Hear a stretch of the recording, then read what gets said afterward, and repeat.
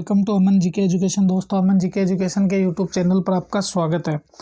दोस्तों, राजस्थान हिस्ट्री की क्लास में आपका बहुत बहुत स्वागत है। दोस्तों, राजस्थान हिस्ट्री हमारी सीईटी की क्लासें चल रही थी और सीईटी की क्लास में आज हम लेकर आए हैं राजस्थान का इतिहास, राजस्थान हिस्ट्री के बहुत ही महत्वपूर्ण क्वेश्चनों को। तो चलिए दोस्तों, स्टार्ट करते हैं अपने क्वेश्चनों को। चैनल पर ज़्यादा से ज़्यादा शेयर, सब्सक्राइब और लाइक कर देना। चैनल पर जो भी दोस्त नए हैं उन चैनल को सब्सक्राइब कर देना। तो चलिए दोस्तों, स्टार्ट करते हैं अपने आज के महत्वपूर्ण क्वेश्चनों को।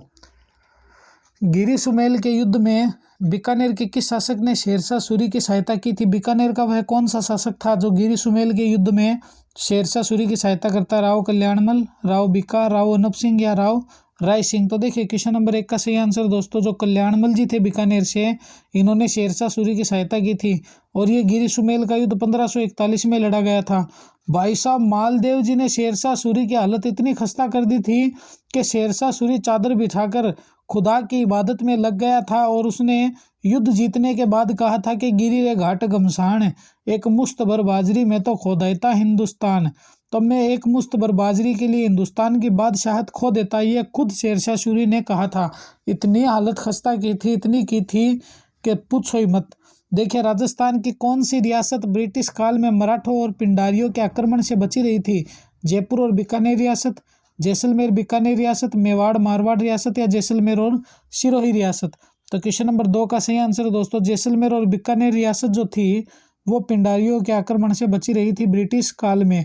क्वेश्चन नंबर 3 देखिए, राजस्थान में मूर्तिकला का विकास किस काल में हुआ था? ब्रिटिश काल में, मुगल काल में, मौर्य काल में या गुप्त काल में?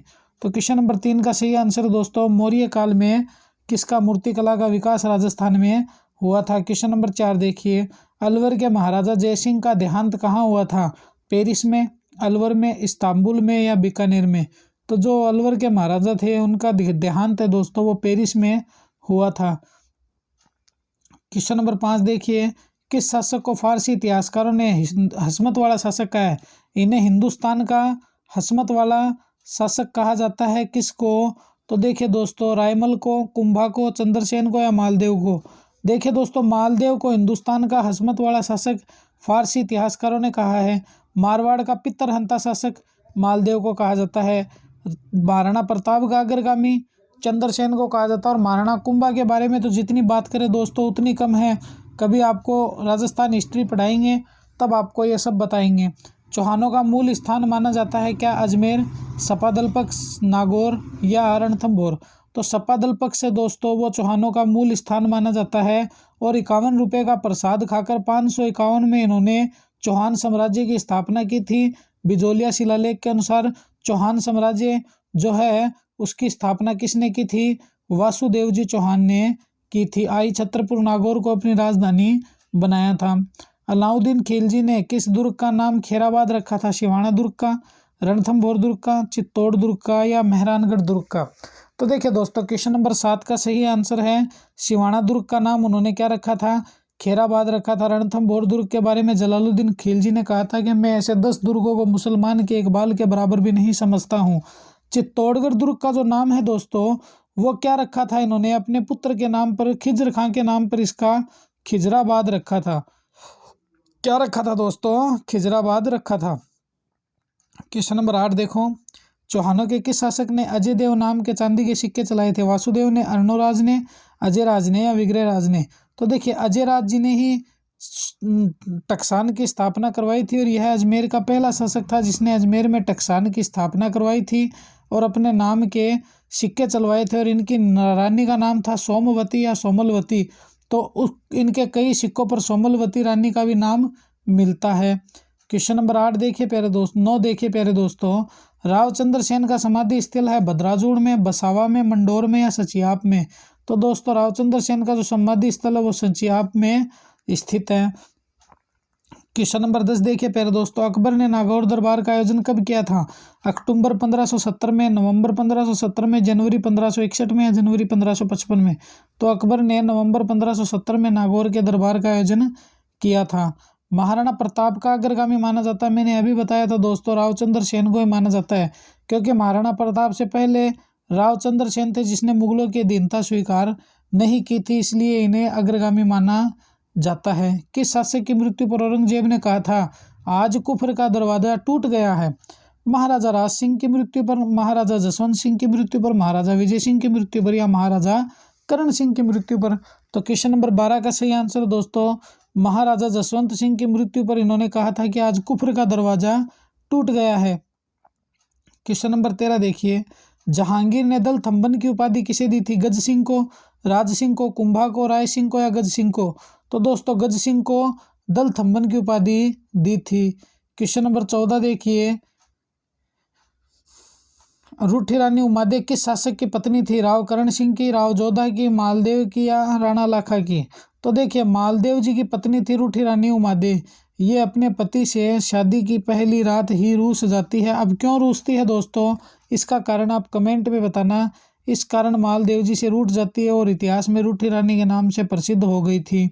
तो मालदेव ने इनको कौन से दुर्ग में भिजवाया था, ये भी आप दोस्तों कमेंट में बताना।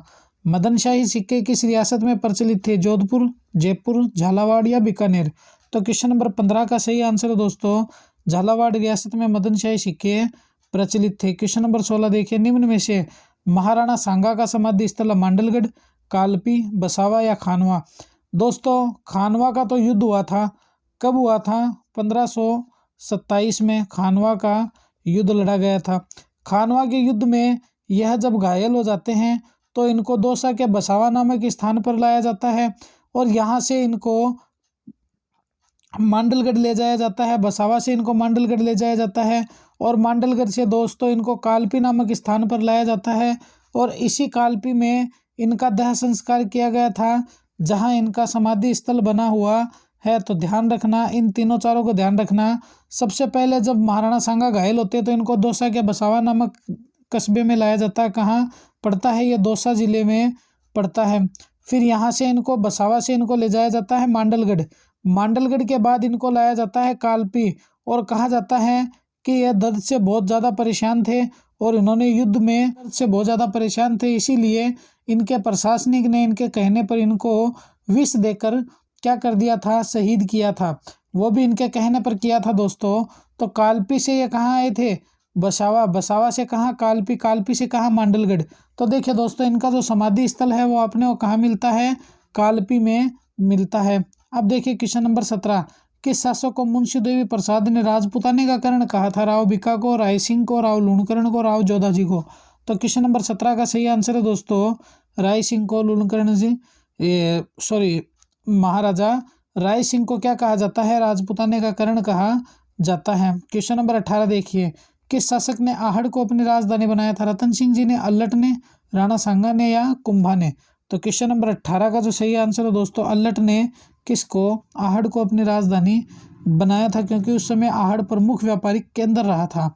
निम्न में से गुहिल वंश की नींव किसने रखी थी? जेतर सिंह ने, बापा रावल ने, गुहादित्य ने, या अल्लट ने? तो गुहादित्य ने ही किसकी नींव रखी थी? गुहिल वंश की नींव रखी थी। अब देखिए किस दुर्ग को कंचनगिरी के नाम से जाना जाता है? जालोर के दुर्ग को, सिवाना के दुर्ग को, अजमेर दुर्ग को, या रणथंभौर दुर्ग को? तो देखिए दोस्तों क्वेश्चन नंबर 20 का जो सही आंसर है जालोर दुर्ग को कंचनगिरी के नाम से जाना जाता है। क्वेश्चन नंबर 21 देखिए पहले दोस्तों, मेवाड़ के किस शासक ने 1818 में ईस्ट इंडिया कंपनी से संधि की थी? महाराणा अमर सिंह जी ने, इनके समय तो मेवाड़ मुगल संधि हुई थी। महाराणा भीम सिंह जी ने, महाराणा कुंभा ने, महाराणा फतेह सिंह जी ने? तो देखिए फतेह सागर झील का निर्माण फतेह सिंह जी। महाराणा कुंभा की बात करेंगे फुर्सत में 1 घंटा भी कम पड़ जाएगा। अमर सिंह, मेवाड़ मुगल संधि। बचा कौन? महाराणा भीम सिंह। तो जाहिर सी बात है इन्होंने की थी। अब देखिए क्वेश्चन नंबर 22, किसने कहा था कि मैं एक मुट्ठी भर बाजरे के लिए हिंदुस्तान की बादशाहत खो देता? दोस्तों फर्स्ट टाइम ही आपको बता दिया था, हालत ख़राब कर दी थी बेचारे की। क्वेश्चन नंबर 23 देखिए दोस्तों, निम्न में से पृथ्वीराज चौहान शासक के समकालीन थे? जयचंद गढ़वाल, इनकी पुत्री संयोगिता। तो ये थे दोस्तों हमारे 23 क्वेश्चन हिस्ट्री के। इन क्वेश्चनों में आप कितने क्वेश्चन सही कर पा रहे हो दोस्तों कमेंट में ज़रूर बताना। चैनल को लाइक, शेयर और सब्सक्राइब कर देना। इसी तरह मिलेंगे नेक्स्ट वीडियो में। धन्यवाद। जय हिंद, जय भारत।